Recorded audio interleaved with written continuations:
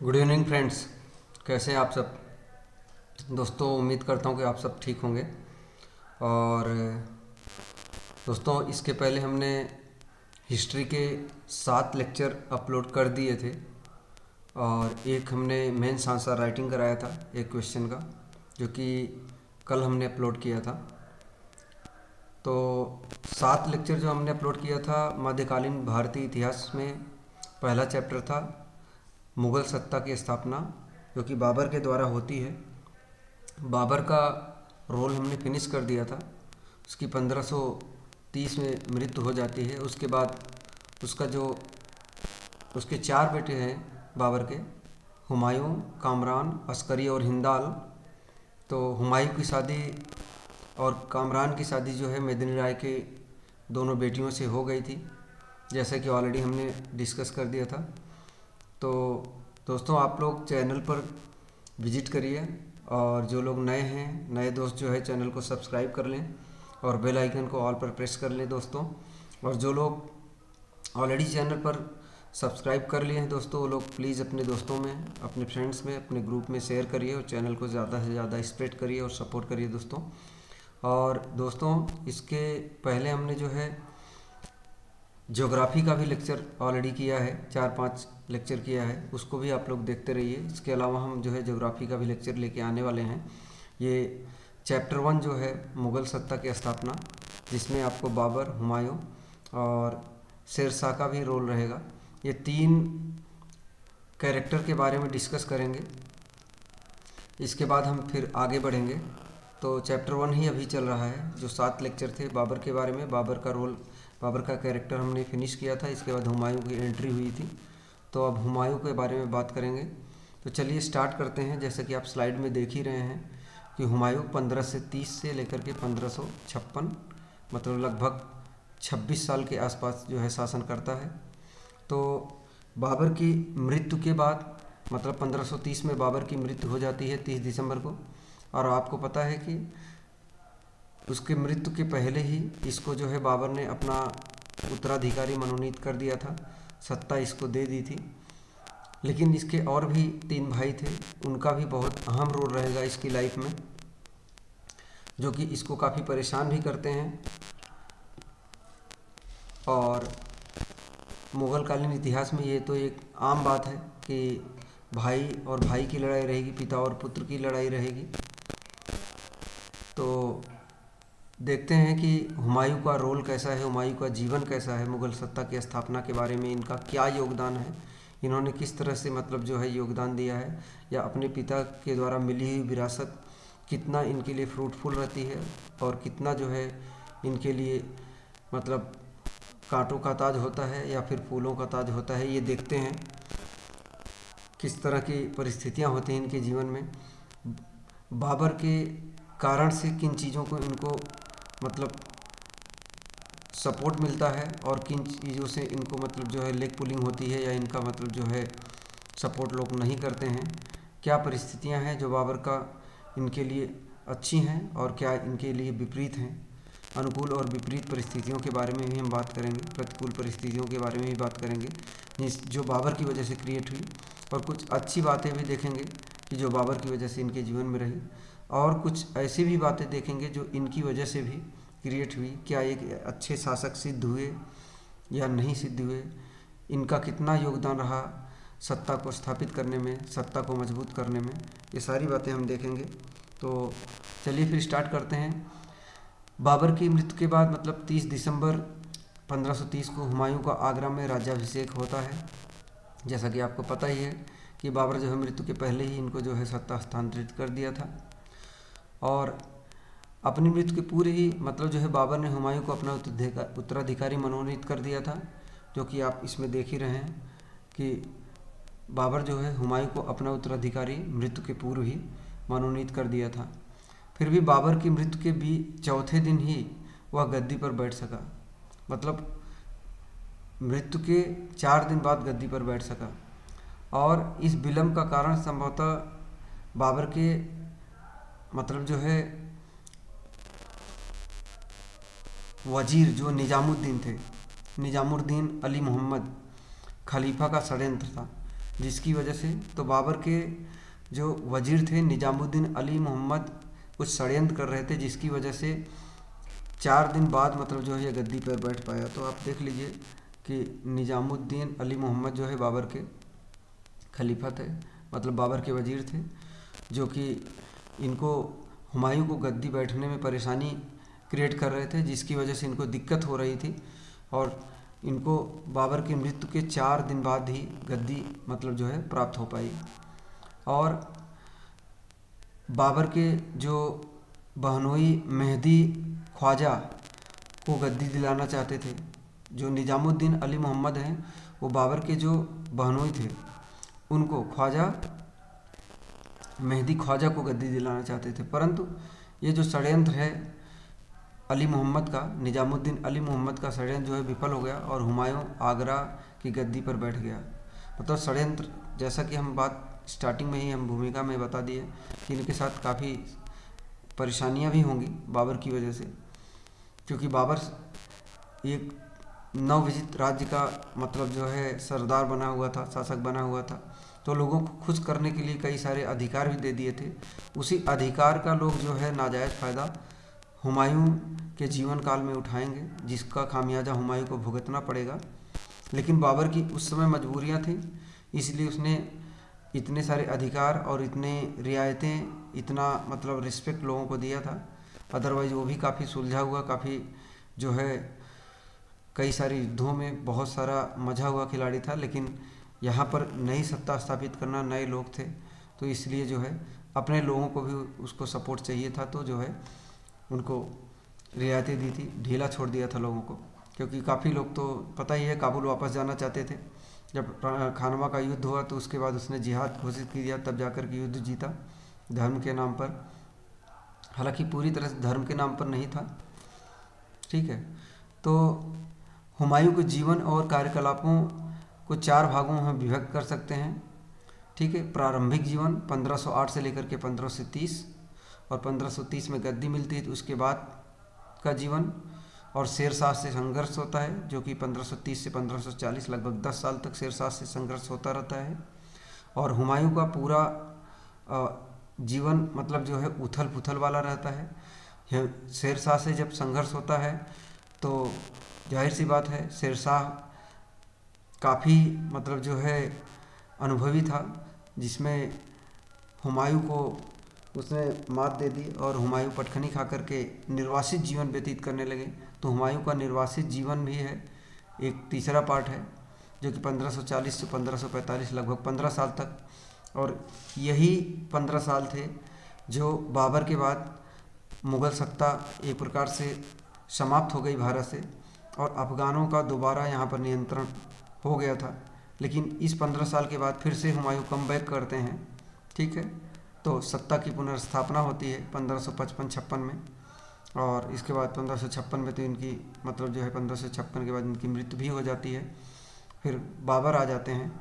तो ये 4 पार्ट में जो है हुमायूं के जीवन को हम देखते हैं। प्रारंभिक जीवन 1508 से 1530, इसके बाद शेरशाह से संघर्ष जो होता है 1530 से 1540, और निर्वासित जीवन जो कि 1540 से 1555 होता है। इसके बाद इनका सत्ता फिर से पुनः मिलती है, पुनः प्राप्त होती है सत्ता, जो कि 1555-56 में मिलती है। और फिर सुदृढ़ करने का, सत्ता को सुदृढ़ करने का, या फिर प्रशासनिक, राजनैतिक, आर्थिक और बाकी की सामाजिक दशाओं को सुधारने का इनके पास टाइम नहीं मिलता। ये लुढ़कते पुढ़कते रहते हैं जीवन भर। तो इस वजह से जो है काफ़ी उथल पुथल जीवन रहता है। और फिर बाबर की एंट्री हो जाती है। तो अब हुमायूं को आरंभिक जीवन के बारे में देखते हैं, जो कि 1508 से 1530, the early life of Humayun. तो हुमायूं का पूरा नाम नसीरुद्दीन मोहम्मद हुमायूं था, जो कि यहाँ पर आप देख सकते हैं कि हुमायूं का पूरा नाम नसीरुद्दीन मोहम्मद हुमायूं था। और उसका जन्म 6 मार्च 1508 को काबुल में हुआ था। उसकी माता माहिम बेगम थी। बाबर हुमायूं से अगाध प्रेम करता था और उसे अपने पुत्र में सबसे अधिक योग्य समझता था। मतलब बाबर के 4 पुत्र थे, हुमायूं, कामरान, अस्करी और हिंदाल, जिसमें बाबर जो है हुमायूं को सबसे ज़्यादा योग्य और सबसे ज़्यादा प्रेम भी करता था। और सबसे ज़्यादा काबिल मानता था वो। ठीक है। गुलबदन बेगम की हुमायूंनामा में लिखा गया है कि बाबर ने अपने राज्य का निर्माण हुमायूं के लिए ही किया था। मतलब जो हुमायूं की बहन है गुलबदन बेगम या बाबर की बेटी गुलबदन बेगम, उसने हुमायूं की जीवनी जो हुमायूंनामा लिखी है, तो ये भी एक क्वेश्चन है कि हुमायूंनामा किसने लिखा है, तो गुलबदन बेगम ने लिखा है। और गुलबदन बेगम जो है वो हुमायूं की सिस्टर है या बहन है और बाबर की बेटी है। तो उसने ये लिखा है हुमायूंनामा में कि बाबर अपने राज्य का निर्माण जो करता है, मतलब जो भारत पे विजय करता है या किसी भी राज्य का जब वो विजय करता है, वो अपने बेटे के लिए ही करता है और उसमें उसका प्रायोरिटी रहता है हुमायूं।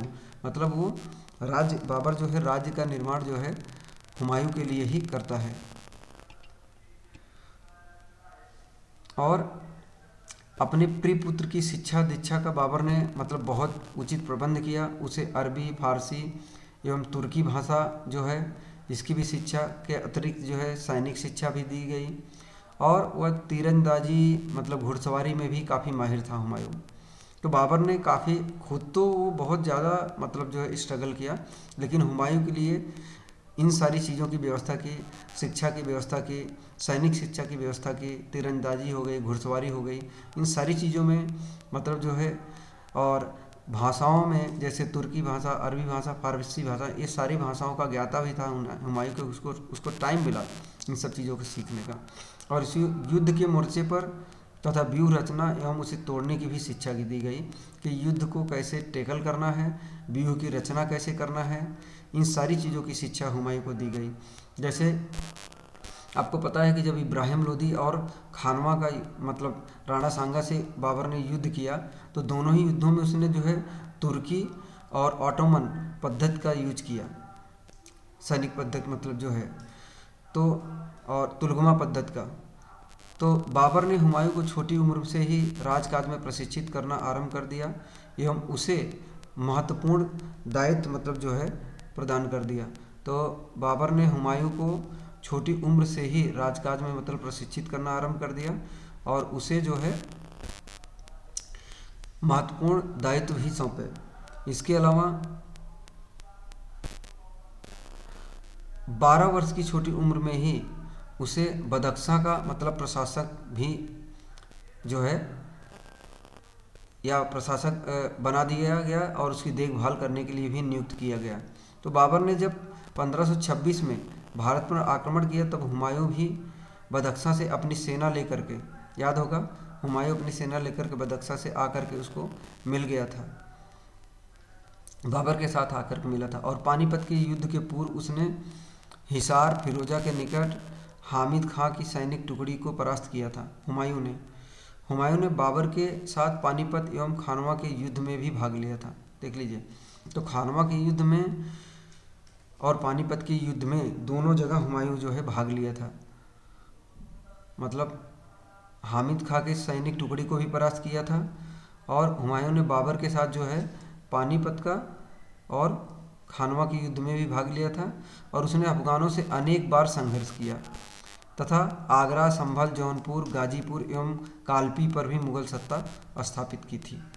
ठीक है, ये सारे हुमायूं के मतलब जो है चारित्रिक विशेषताओं में आ रहे हैं ये सारे पॉइंट। तो ये सारे पॉइंट नोट करने लायक हैं, आप लोग नोट भी कर सकते हैं, स्क्रीनशॉट भी ले सकते हैं। अभी नेक्स्ट पॉइंट देखते हैं। हुमायूं के कार्यों से मतलब प्रसन्न होकर बाबर ने उसे आगरा की विजय के पश्चात जो है संभवतः कोहिनूर हीरा भी भेंट किया था। तो ये भी एक पॉइंट है कि आगरा की विजय के बाद जो है हुमायूं से प्रसन्न होकर के जो है हुमायूं के कार्यों से प्रसन्न होकर आगरा की विजय के पश्चात जो है बाबर उसको जो है संभवतः जो है कोहिनूर हीरा भी भेंट किया था। बाबर को संभल की जागीर भी मतलब बाबर की जो संभल की जागीर थी वो भी दी गई थी उसको। और खानवा के युद्ध के बाद उसे बदख्शां भेज दिया गया था, परंतु उज़्बेकों के दमन करने में असफल होकर बाबर के गिरते स्वास्थ्य की खबर पाकर वह 1528 में आगरा वापस आ गया था। आगरा से उसे पुनः जो है संभल की देखभाल के लिए भेजा गया। जब वह बीमार पड़ गया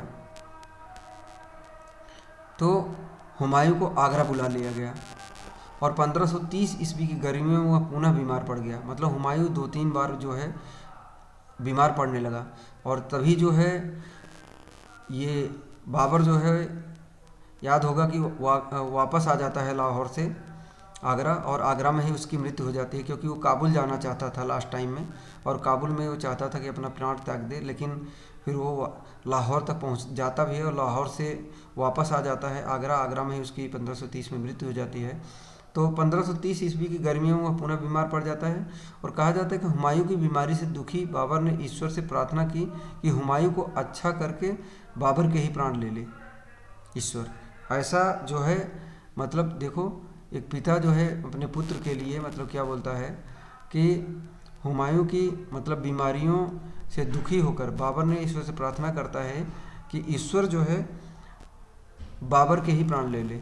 इसके बाद हुमायूं ठीक हो गया और बाबर बीमार पड़ गया, ठीक है। और अपनी मृत्यु के कुछ दिन पूर्व उसने हुमायूं को अपना उत्तराधिकारी मनोनीत किया। बाबर की मृत्यु के बाद अली मोहम्मद खलीफा ने हुमायूं के बदले मेहदी ख्वाजा को गद्दी सौंपने का षड्यंत्र किया, जो सफल नहीं हो सका। अतः 30 दिसंबर 1530 को हुमायूं बादशाह बना। तो पता ही है जो उसके मतलब जो है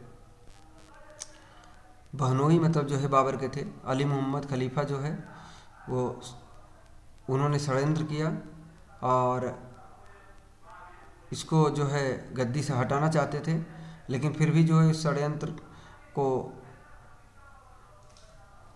विफल करके जो है हुमायूं जो है अब 30 दिसंबर 1530 को जो है बादशाह बन जाता है। तो ये पॉइंट नोट कर सकते हैं, हुमायूं जो है 30 दिसंबर 1530 को बादशाह बनता है। अब हुमायूं की समस्याओं पर देखते हैं कि आखिर हुमायूं की समस्याएं क्या क्या हैं। हुमायूं की समस्या, प्रॉब्लम्स ऑफ हुमायूं। तो हुमायूं की कई सारी समस्याएं हैं, जैसे गद्दी पर बैठने के समय हुमायूं के समक्ष बहुत सारी कठिनाई थी। इसमें कुछ तो हुमायूं की दुर्बलता के कारण उत्पन्न हुई थी, जाहिर सी बात है, ठीक है, परंतु अधिकांश उसे बाबर द्वारा विरासत में प्राप्त हुई। जैसा कि हमने बताया कि उसने बहुत सारी ढील छोड़ रखी थी और कई सारी चीज़ों को उसको टाइम भी नहीं मिला कि उन सब चीज़ों को ठीक कर सके, जैसे प्रशासनिक, आर्थिक, सामाजिक, राजनीतिक व्यवस्थाओं को ठीक कर सके। वो तो लड़ाइयों में ही बिजी रहा बाबर, तो इस वजह से ये सब चीज़ों पे वो ध्यान नहीं दे पाया और चीज़ें धीरे धीरे जो है हाथ से निकलती गई।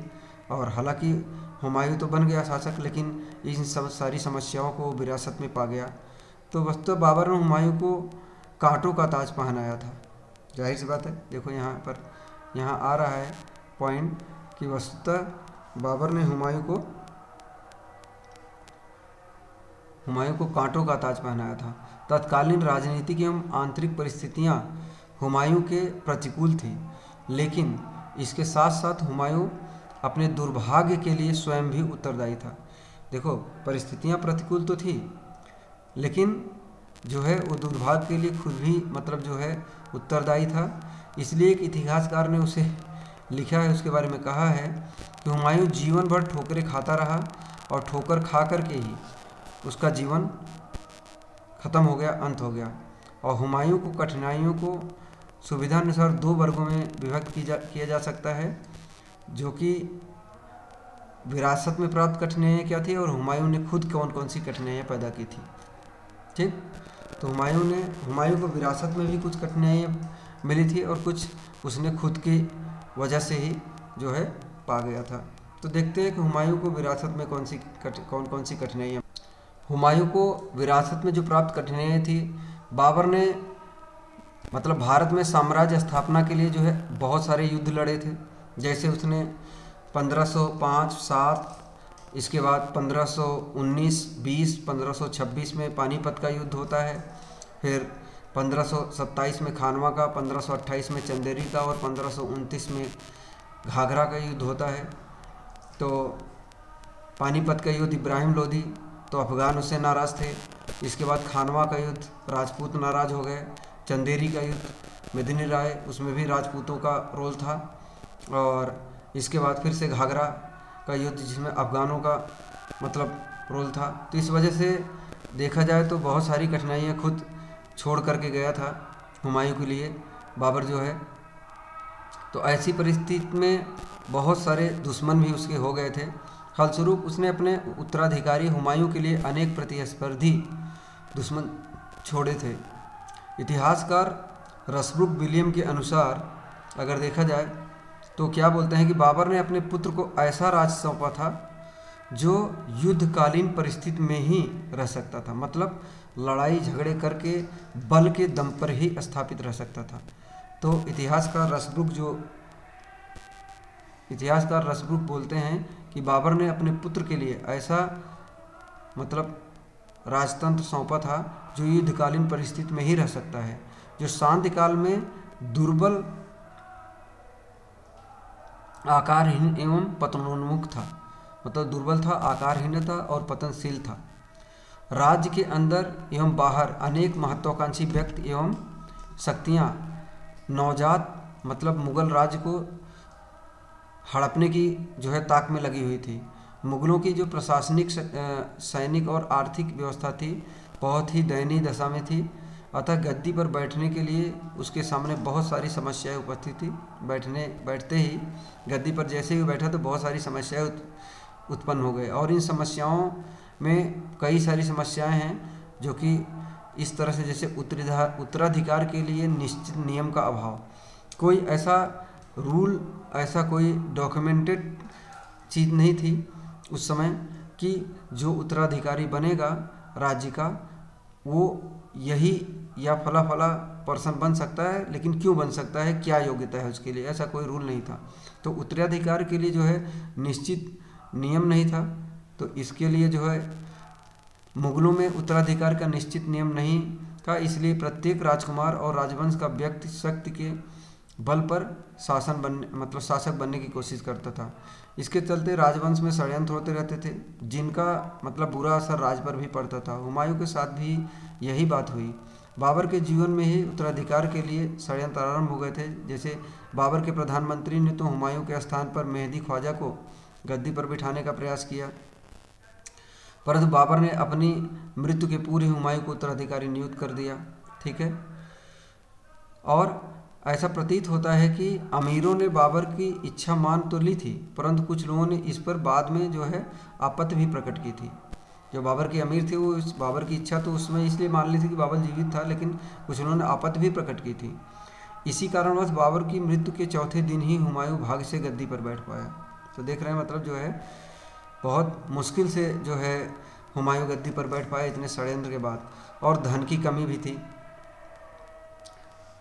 धन की कमी, चूँकि बाबर जो है जब भारत पर कब्जा किया और सत्ता स्थापित की तो उससे अफ़गान और यहाँ की जनता और उसकी खुद की जो उस जनता थी और जो सरदार थे उसके, वो सब भी काफ़ी नाराज़ थे, घर जाना चाहते थे।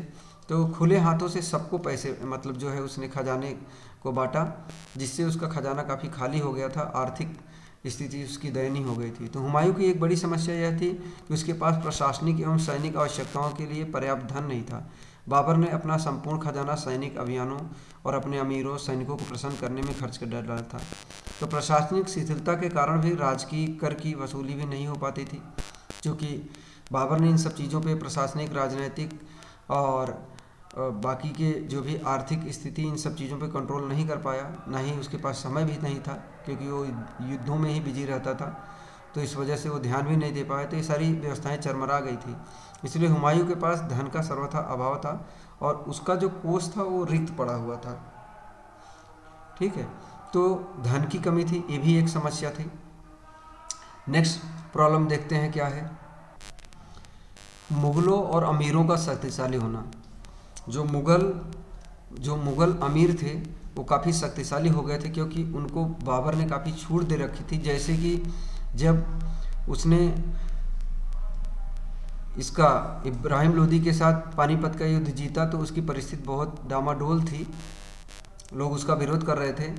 तो उसने क्या किया कि जो बाकी अफगान थे जो विरोध उसका कर रहे थे, तो सभी राज्यों के लिए एक एक अमीर को मतलब जो है नियुक्त कर दिया कि उसको विजित करे और उस पर शासन करे। अधीनता भले रहेगी बाबर के, लेकिन शासन वही करेंगे। तो इस वजह से वो काफ़ी मजबूत हो गए थे अमीर। और बाबर द्वारा मुगल अमीरों को जागीर प्रदान करने की व्यवस्था से राज्य की मतलब आंतरिक शक्ति कमज़ोर पड़ गई थी और ये मुगल जागीरदार अपने अपने क्षेत्रों में अपना प्रभाव बढ़ाने लगे थे। हुमायूं के जो निकट संबंधी थे, जैसे जो मिर्ज़ा कहलाते थे, उनका प्रभाव तो और भी बढ़ गया था। ये मिर्ज़ा राज्य पर अपना अधिकार समझते थे और हुमायूं को विशेष महत्व देने के लिए तैयार ही नहीं थे। इन मिर्ज़ाओं में सबसे प्रमुख जो है मोहम्मद जमान मिर्ज़ा थे, मोहम्मद सुल्तान, मेहदी ख्वाजा, ये सारे प्रमुख मतलब जो है थे। इन मिर्ज़ाओं में मोहम्मद जमान मिर्ज़ा, मोहम्मद सुल्तान और मेहदी ख्वाजा प्रमुख थे। इनके अतिरिक्त राज्य के कुछ अन्य उच्च पदाधिकारी भी थे। हुमायूं के संबंधी भी उसके प्रति द्वेषपूर्ण भाव रखते थे।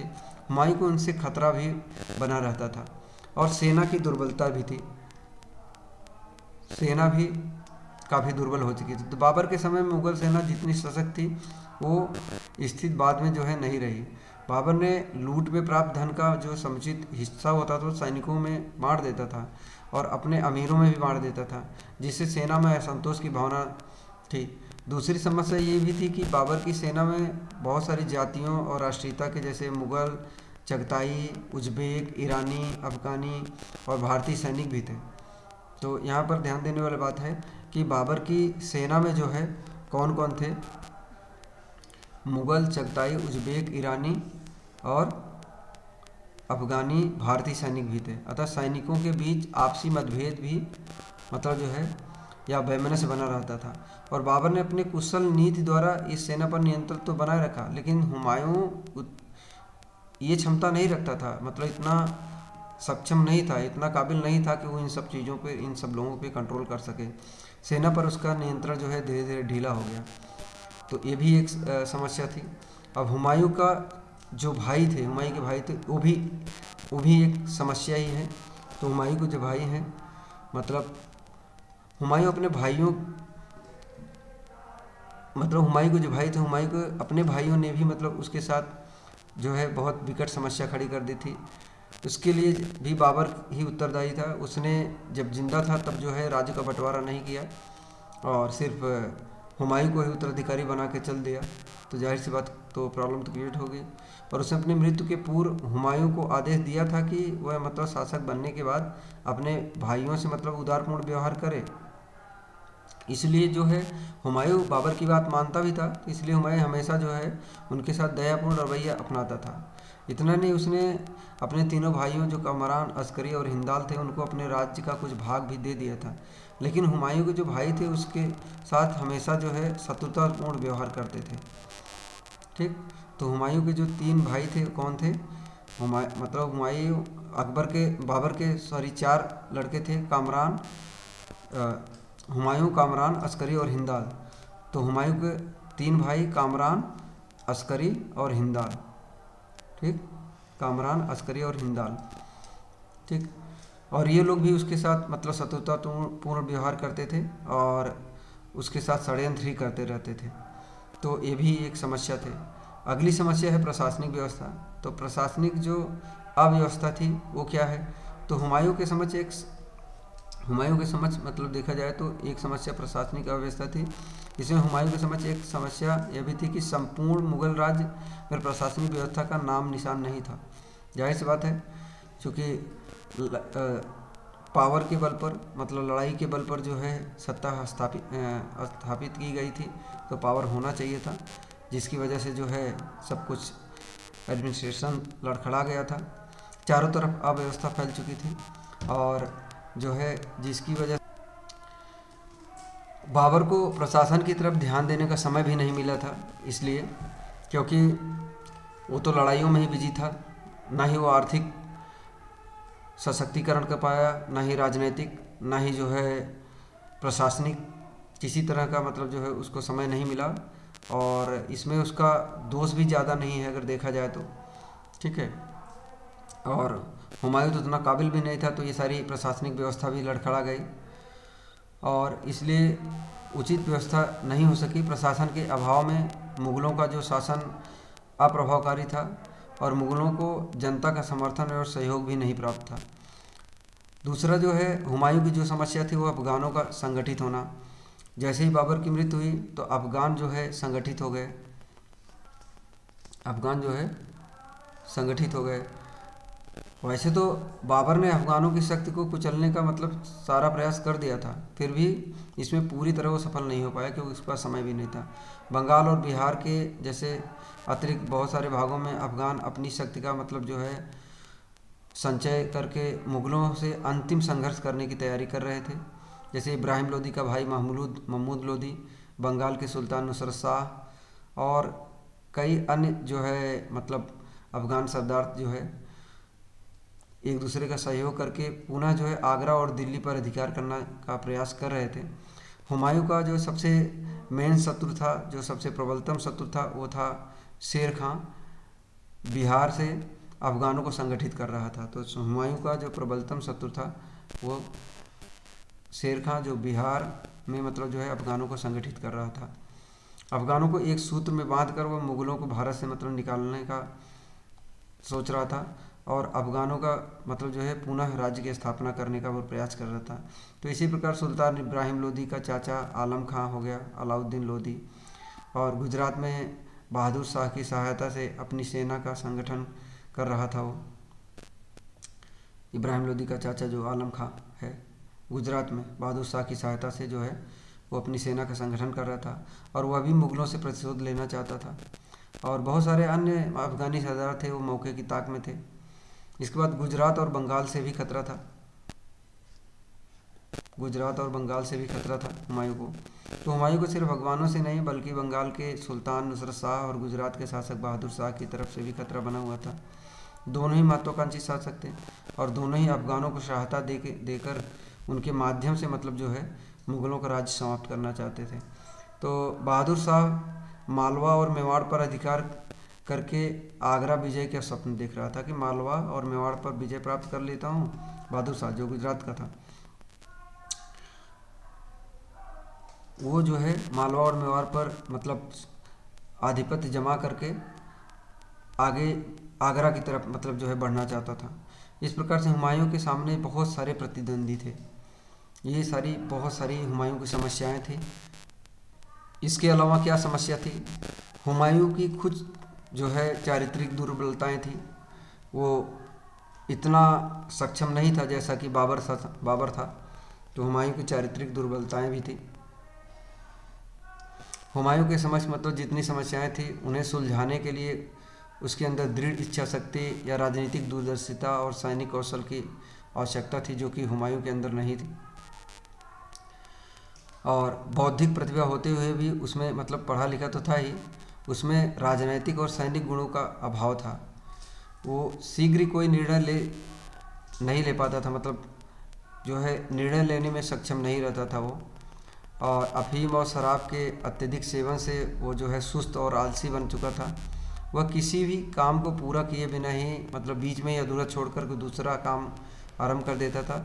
सही अवसर पर उचित कार्रवाई भी नहीं करता था। उसकी मतलब कार्रवाई नहीं करता था, उसकी आदत ही खराब हो चुकी थी। कोई भी काम स्टार्ट करता था उसको पूरा नहीं करता था, दूसरा काम स्टार्ट कर देता था, जिसकी वजह से अपने जीवन में उसने बहुत सारी भूलें की, जिसके फलस्वरूप उसे अपने राज्य को खोकर करीब अगर देखा जाए तो 1540 से लेकर के 1500 लगभग 55 तक एक प्रकार से निर्वासित जीवन मतलब जो है व्यतीत करना पड़ा।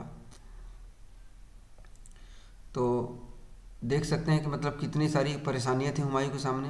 अब नेक्स्ट हेडिंग है हुमायूं की भूलें और उसके आरंभिक कार्य, द ब्लंडर्स ऑफ मतलब Humayun and early activities of Humayun. तो उसने राज्य की व्यवस्था कैसे की, तो पहला ये पॉइंट है। तो शासक बनते ही हुमायूं ने अपने सगे संबंधियों यहाँ तक कि षड्यंत्रकारियों के साथ भी सहानुभूति व्यवहार अपनाया। उनको सप्रेस नहीं किया, उनको दबाया नहीं। ये तो गलती की हुमायूं ने, जाहिर सी बात है, ऐसा नहीं करना चाहिए था। उसको अपने फादर के रूल पे ही ये लगभग फॉलो किया ये पॉइंट को। लेकिन फादर उसके जो पिताजी थे बाबर, उनकी परिस्थिति अलग थी, इसकी परिस्थिति अलग है। इसको तो सत्ता हासिल हो चुकी थी। उसने अकारण किसी का मतलब जो है रक्त नहीं बहाया। अली मोहम्मद खलीफा अपने पद पर पूर्ववत बना रहा, जो कि उसके खिलाफ षड्यंत्र किया। देख रहे हैं अली मोहम्मद खलीफा जो उसको गद्दी पर नहीं बैठने दे रहा था, तो इसके खिलाफ षड्यंत्र किया, वो वैसे ही गद्दी पर बैठा रहा। मेहदी ख्वाजा को यद्यप कोई पद नहीं दिया गया, फिर भी उसके साथ कोई दुर्व्यवहार नहीं किया गया। ये भी देख लीजिए, मेहदी ख्वाजा जो हैं, ठीक है, इनके साथ भी मतलब कोई दुर्व्यवहार नहीं किया गया। और बहुत सारे मुग़ल अमीरों को ही पूर्ववत अपने पद पर मतलब जो है, और उनकी जागीरें जो थी उनको वैसे ही दिया गया, वो बनी रहीं। नए लोगों को भी जागीर, उपाधियाँ और बहुत सारे मतलब जो है इनाम बांटकर हुमायूं सबको अपने पक्ष में मिलाने का प्रयास कर रहा था, और राज्य की व्यवस्था करके अब उसने अपने भाइयों की तरफ भी ध्यान दिया। जब राज की व्यवस्था कर लिया तो बाकी उसके जो 3 भाई थे, कामरान, लश्करी और हिंदाल, उधर भी ध्यान दिया। तो भाइयों में राज्य का विभाजन, उसने राज्य का विभाजन भी भाइयों के साथ कर दिया। तो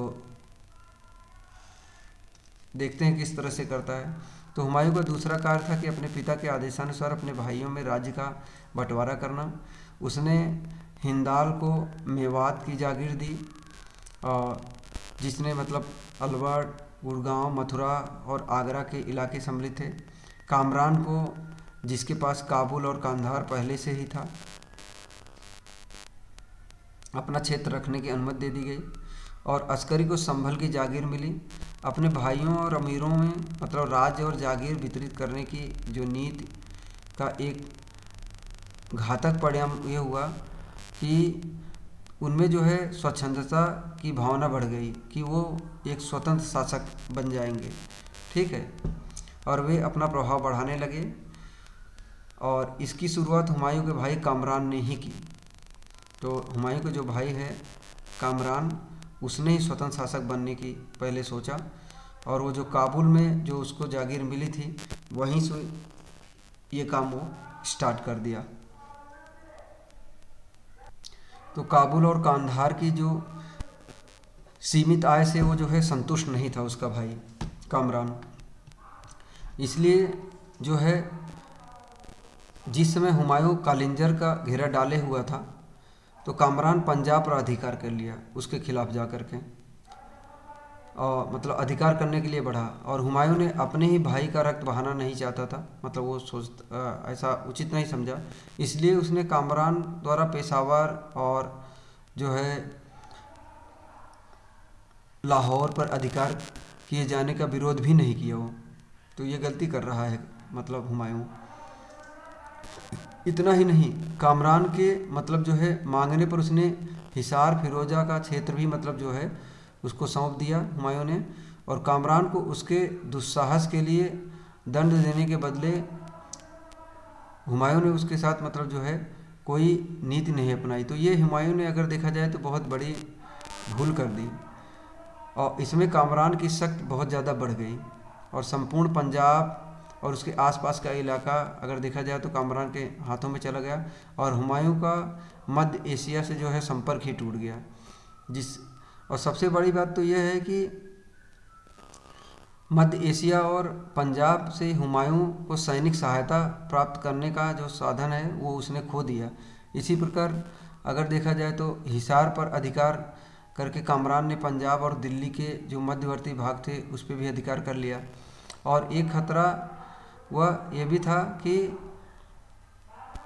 कहीं कामरान का अनुकरण करते हुए जो उसके बाकी के भाई हैं वो भी तो मतलब जो है विभिन्न हिस्सों पे ज़बरदस्ती अधिकार नहीं कर लेंगे या अपने आप को शासक घोषित नहीं कर देंगे।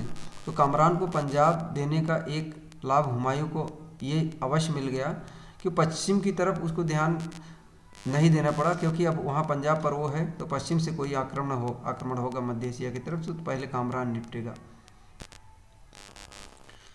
अब कालिंजर का अभियान, हुमायूं का जो है कालिंजर का अभियान देखते हैं क्या रहा। तो हुमायूं का जो पहला सैनिक अभियान बुंदेलखंड में स्थित कालिंजर के राजा के विरुद्ध हुआ। कालिंजर पर आक्रमण करने के कारण यह था कि वहाँ का जो राजा था अफगानों को सहायता प्रदान कर रहा था। तो कालिंजर के दुर्ग का जो सामरिक महत्व भी था, इसलिए मई जून 1531 में हुमायूं ने मतलब कालिंजर के दुर्ग का घेरा डाल दिया और मुगल सेना करीब 1 महीने तक दूर का घेरा डाले रही। इसी बीच कामरान ने पंजाब में मतलब जो है अपनी गतिविधियाँ बढ़ा ली और पूर्व में अफगान भी उपद्रव मचा रहे थे। विद्रोही अफगानों को मतलब जो है पटना में महमूद लोधी को सुल्तान घोषित कर दिया और अफगान जौनपुर की तरफ बढ़कर उस पर अधिकार कर चुके थे। इसलिए हुमायूं ने कालिंजर के राजा का संधि प्रस्ताव स्वीकार करके जो है घेरा उठा लिया और राजा प्रताप रुद्रदेव से सिर्फ अपनी अधीनता स्वीकार करवा के वो आगरा लौट गया। तो कालिंजर का अभियान भी एक प्रकार से देखा जाए तो उसको जीतना हासिल करके एक प्रकार से व्यर्थ ही सिद्ध हुआ। इतना समय गंवाया, इतना जो आर्थिक जो है क्षति हुई, ठीक है। तो इससे हुमायूं को बहुत सारी हानि हुई, लाभ तो कुछ हुआ नहीं। और कालिंजर भी हुमायूं का विरोधी बन गया, क्योंकि जीतने गया था तो कालिंजर से संधि भी करनी पड़ी, तो कालिंजर भी एक प्रकार से हुमायूं का विरोधी ही बन गया।